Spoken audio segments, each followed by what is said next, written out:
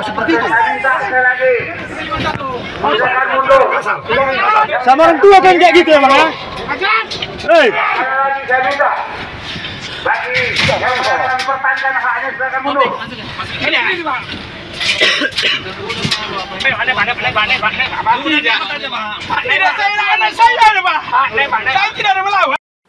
Saya itu seorang dokter yang saya dulu menyelesaikan pendidikan dokter saya di tahun 88. Kemudian saya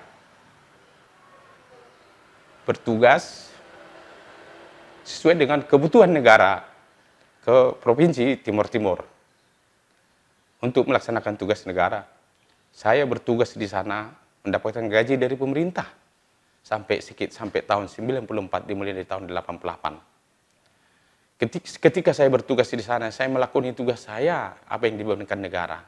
Kemudian setelah saya menyelesaikan tugas saya kembali ke Medan melakukan pendidikan spesialis di kota Medan sampai saya selesai pendidikan spesialis di kota Medan tahun 99. Tetapi di masa antara tugas saya pernah juga bertugas ke Aceh selama sekitar 6 bulan melayani di sana. Tahun 99 ketika terjadi konflik di Maluku, di mana pada saat itu petugas-petugas kesehatan dan segala macam hal terjadi menjadi berantakan dan pemerintah mengumumkan untuk merekrut sukarelawan kesehatan ke Provinsi Maluku.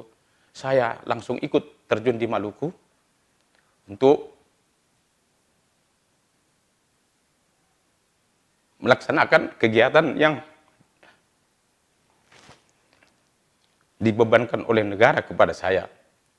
Harusnya kami diterbangkan dengan Hercules ke sana, bertugas di tengah konflik, dan harusnya saya pulang dalam tempo 6 bulan. Tetapi ketika konflik yang sangat besar tiba, saya sendiri dari tim saya yang diberangkatkan, saya nggak mau pulang. Saya tinggal di sana dan menyelesaikan sampai saya 2 tahun di sana bertugas, sampai akhirnya Kementerian Kesehatan Republik Indonesia di Jakarta memanggil saya pulang kembali ke Jakarta karena sudah melebihi tugas yang saya laksanakan. Dan setelah selesai tugas, saya melaksanakan tugas sebagai relawan kesehatan di Provinsi Maluku pada saat konflik dan kondisi sudah kondusif. Saya pulang kembali ke Jakarta dan saya juga memang dalam situasi yang seperti itu saya juga akhirnya mendapatkan istri saya seorang dokter yang juga relawan kesehatan di Provinsi Maluku pada saat konflik.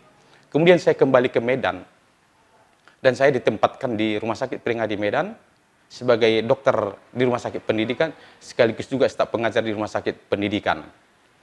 Dan di saat itulah saya memulai kegiatan-kegiatan saya di kegiatan sosial budaya. Disitulah kami memulai kegiatan tahun 2006 di Jalan Singmara 13 di Kaldera Kopi. Dan itu saya mulai sih sebenarnya sebelum berada di gedung itu. Begitu saya tiba di Medan tahun 2002-2003, saya sudah melaksanakan bergabung kembali dengan teman-teman anak-anak muda atau teman-teman saya dulu yang bergerak di dunia aktivitas sosial, aktivitas mahasiswa, diskusi, budaya, dan lain-lain. Dan kenapa harus didapatkan sebuah tempat bernaung, yaitu dengan segala kemandirian kami, termasuk kami dapatkanlah itu gedung di Jalan Sising Maraja 132, yaitu di Kaldera Coffee. Nah, disitulah kami beraktivitas semua. Dan pada tahun 2008, saya dengan segala kesibukan, saya tidak mau juga ada konflik of interest atau apapun sebuah kesalahan dalam tugas saya. Sehingga saya memutuskan berhenti menjadi seorang pegawai negeri pada tahun 2008, supaya lebih memusatkan kegiatan saya tanpa membuat saya ada cacat sebagai seorang pegawai negeri. Saya meninggalkan pegawai negeri saya, tapi tetap beraktivitas di luar, sesuai dengan yang dibutuhkan oleh negara, dibutuhkan atau bersama teman-teman membuat sebuah kegiatan-kegiatan yang baik di sekitar kami yang tentunya juga akan berdampak luas kelak ke depan. Jadi kami lakukanlah itu di Jalan Singamaraja 132 sampai melahirkan beberapa lembaga-lembaga yang sampai hari ini masih bergerak. Maju terus. Yang mengalami bawah, yang mengalami bawah, yang mengalami bawah. Bawah yang mengalami. Ya, bawah semua yang mengalami. Ya, bawah yang mengalami.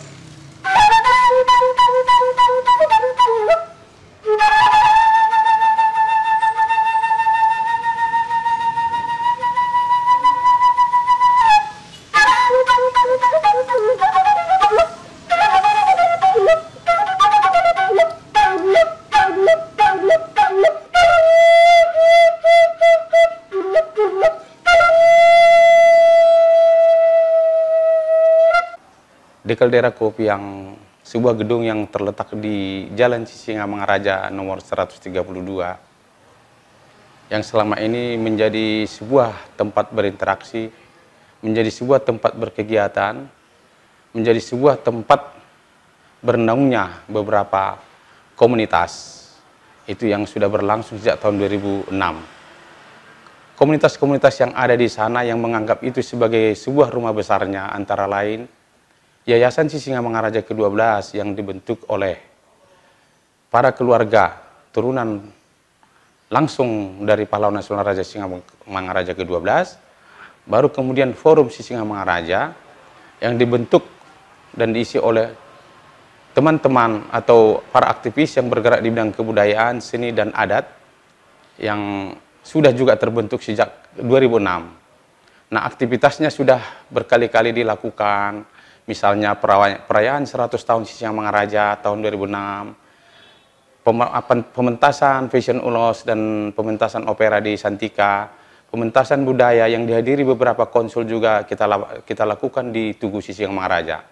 Dan banyak kegiatan yang ada di sana, termasuk yang dilakukan oleh komunitas-komunitas yang ada di sana, antara lain juga seperti Jendela Toba yang sejak tahun 2011-2012, sebuah perkumpulan yang menginisiasi untuk terbentuknya Geopark Kaldera Toba, yang dimulai dengan dulu kegiatan ekspedisi Bakara, dilanjutkan dengan pembentukan tim percepatan Geopark Kaldera Toba di provinsi, dan sampai terbentuknya dan diterimanya Geopark Kaldera Toba menjadi Geopark Nasional 2014 dan diresmikan oleh Presiden Susilo Bambang Yudhoyono, dan berlanjut kemudian menjadi sebuah Geopark yang diterima masuk dalam UNESCO Global Geopark pada tahun 2020, banyak diisi oleh para personil Jendela Toba yang menuangkan gagasan pikirannya dan diimplementasikannya kemudian itu di gedung di Kaldera Kopi di Jalan Sisingamangaraja nomor 132.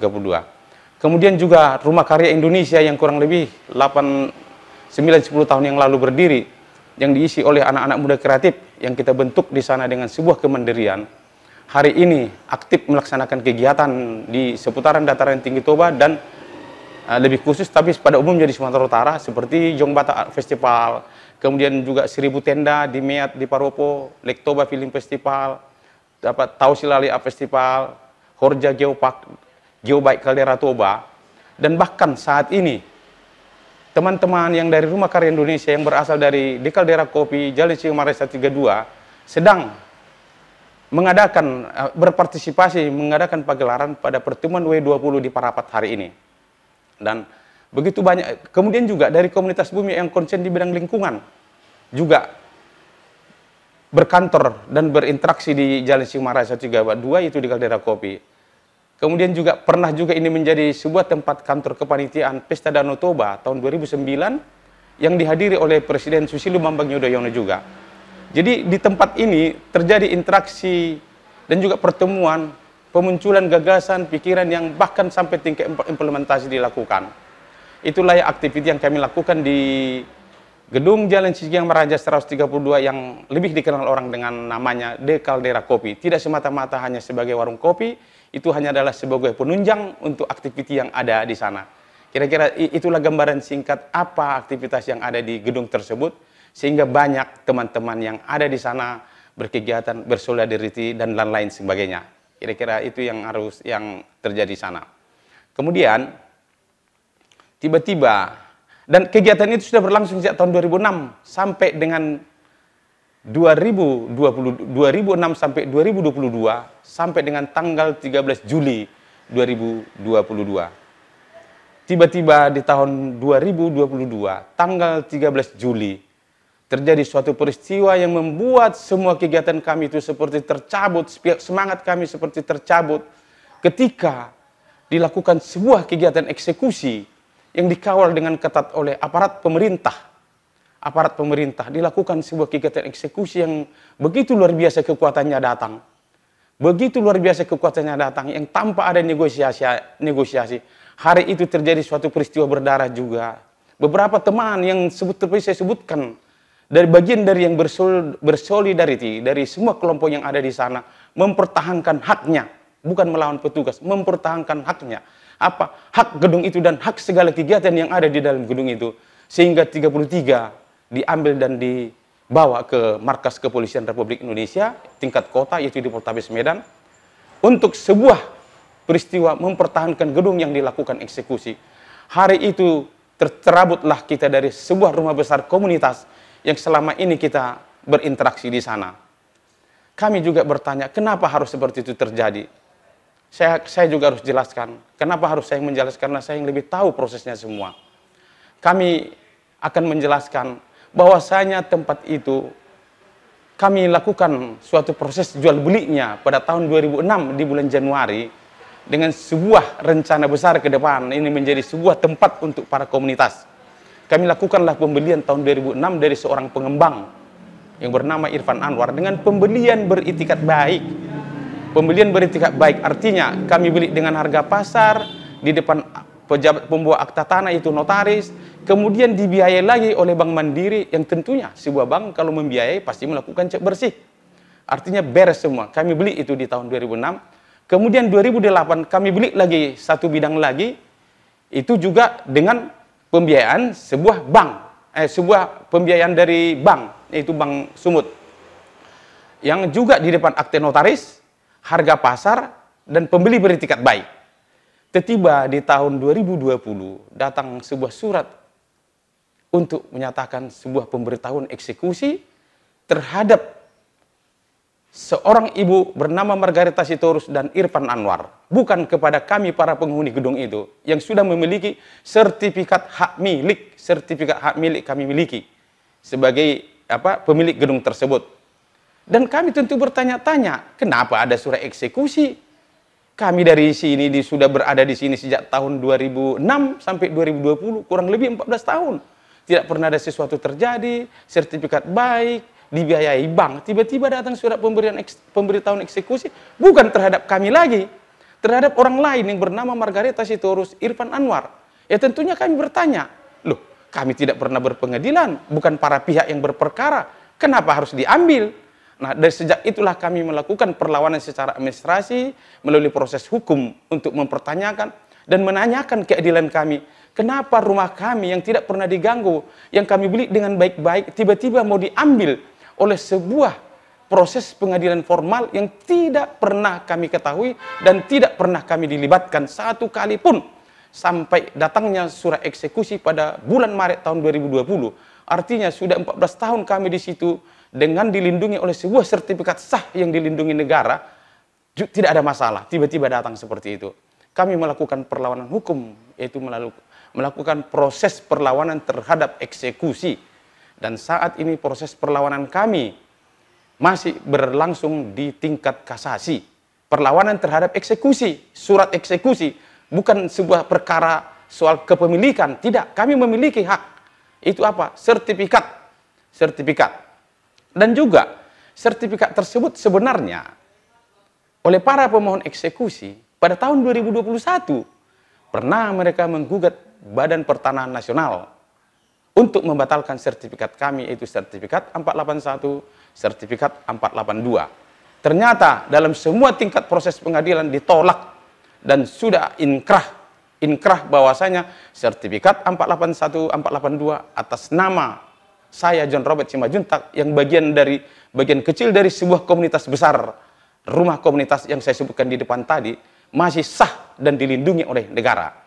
Tetapi walaupun kami memiliki keabsahan yang sangat kuat, dengan tetap saja datang proses eksekusi yang sudah berulang-ulang dan puncaknya itu adalah di tanggal 13 Juli tahun 2022 yang sangat-sangat membuat kami merasa kehilangan dari aktiviti kami, merasa kami tercampakkan, merasa kami itu tidak ada artinya di negeri yang menjunjung sebuah hukum yang berkeadilan. Kami menuntut keadilan itu, kami menuntut berikan ruang keadilan kepada kami, karena kami tidak pernah merasa melakukan sebuah kesalahan. Kami hanya korban dari sebuah proses peradilan yang tidak pernah kami ikuti. Dan kami pada posisi yang sangat dilindungi negara melalui sertifikat yang hari ini sebagai sebuah alas hak, bahkan seorang Bapak Presiden Republik Indonesia juga sudah menyatakan alas hak yang paling tinggi, bila ada persoalan, bila ada masalah, tunjukkan sertifikat, selesai persoalan. Ternyata hari ini kami mendapatkan hal yang sebaliknya. Kami berharap Bapak Presiden Republik Indonesia Menteri BPN, dan siapapun yang terlibat dalam urusan ini, kami berharap memohon berikan keadilan bagi kami. Itu yang harapan kami besar dari komunitas Rumah Besar Budaya dan Seni di Kaldera Kopi, Jalan Singamaraja 132, dengan segala kegiatan, dengan segala komponen yang ada di dalam sana.